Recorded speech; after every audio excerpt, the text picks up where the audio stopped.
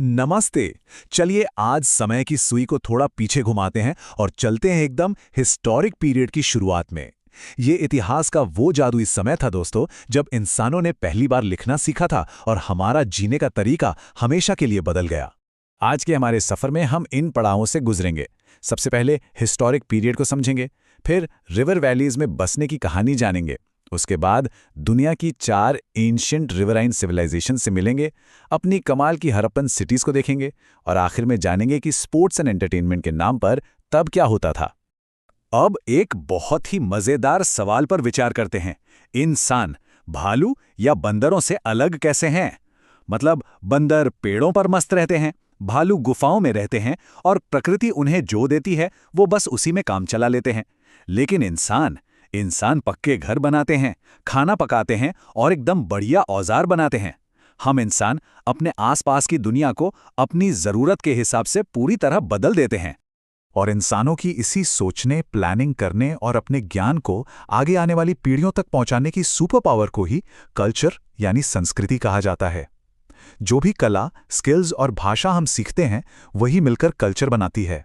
और क्या आपको पता है, जब इंसानों ने लिपियों का विकास किया यानी लिखना शुरू किया, तब पुराने स्टोन एज का अंत हुआ और हमारे हिस्टोरिक पीरियड की शानदार शुरुआत हुई। हमारा अगला पड़ाव है रिवर वैलीज में बसना, यानी एक बेहतरीन घर की तलाश। जरा सोच कर देखिए, जब शुरुआती इंसानों ने खेती करना शुरू किया होगा, तो अच्छी फसल उगाने के लिए उन्हें सबसे ज्यादा क्या चाहिए था?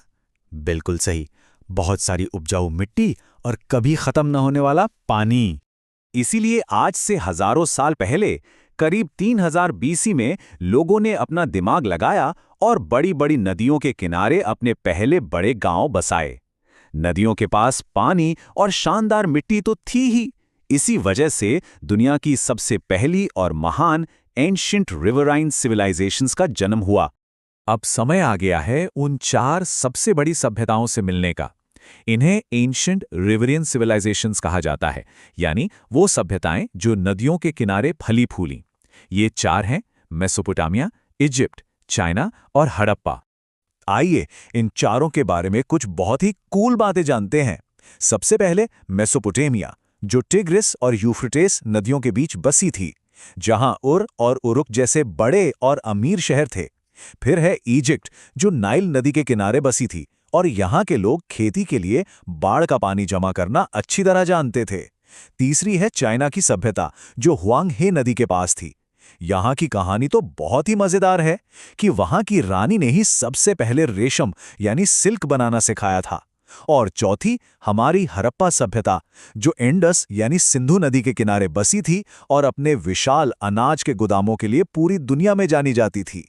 अब थोड़ा और पास से देखते हैं इन अद्भुत हड़प्पन सिटीज को। ये इंडस वैली के एकदम प्राचीन चमत्कार हैं। ये सभ्यता इंडस वैली में उन जगहों पर खूब फली फूली जो आज के समय में भारत और पाकिस्तान में आती हैं। अब इनकी खासियत सुनेंगे तो हैरान रह जाएंगे। क्या कोई सोच सकता है कि हजारों साल पहले भी शहर इतने मॉडर्न हो सकते थे? हड़प्पन सिटीज की प्लानिंग एकदम परफेक्ट थी। सड़कें बिल्कुल सीधी, एक दूसरे को समकोण पर काटती थीं। बड़े बड़े घर होते थे और सबसे कमाल की बात यह है कि घरों के अंदर प्राइवेट बाथरूम और शौचालय होते थे। पूरे शहर की नालियां ढकी हुई थीं ताकि पब्लिक हाइजीन बनी रहे। सच में एकदम मास्टरमाइंड प्लानिंग। सिर्फ घर ही नहीं, वहां के लोगों की कला भी बहुत ही कमाल की थी। वे बहुत ही कुशल कारीगर थे। उन्होंने लाल रंग के इतने शानदार मिट्टी के बर्तन बनाए जिन पर पीपल के पत्तों के डिजाइन होते थे। और सबसे मजेदार बात यह है कि जब इन बर्तनों को उंगली से बजाया जाता था ना, तो उनमें से बिल्कुल किसी मेटल जैसी गूंजती हुई आवाज आती थी। अच्छा, अब आते हैं सबसे मजेदार हिस्से पर, स्पोर्ट्स एंड एंटरटेनमेंट। काम के अलावा प्राचीन काल के बच्चे और बड़े मजे कैसे करते थे? क्योंकि भाई खेलना तो सबको पसंद होता है ना। खेल कूद उनके जीवन का एक बहुत बड़ा हिस्सा थे। वे शिकार करते थे, कुश्ती लड़ते थे। मेसोपोटामिया के उर शहर से तो एक बहुत पुराना बोर्ड गेम भी मिला है। और इजिप्ट में लोग सेनाट नाम का गेम खेलते थे, जो काफी हद तक आज के चेस यानी शतरंज जैसा होता था।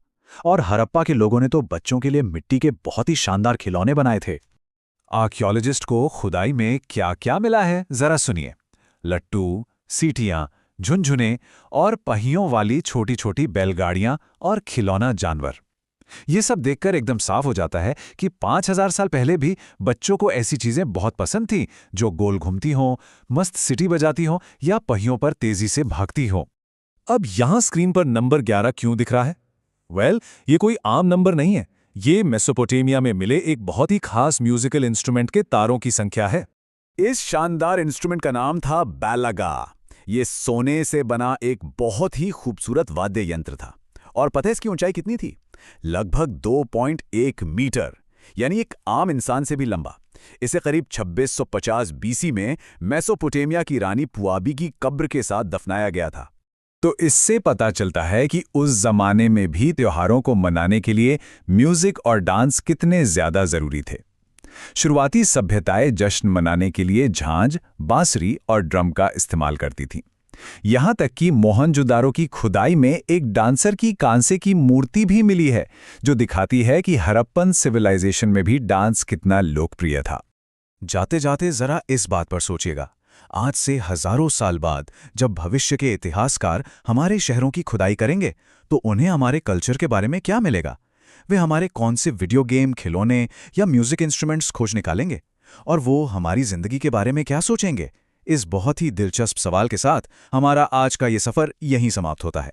इस मजेदार यात्रा में साथ जुड़ने के लिए बहुत बहुत धन्यवाद।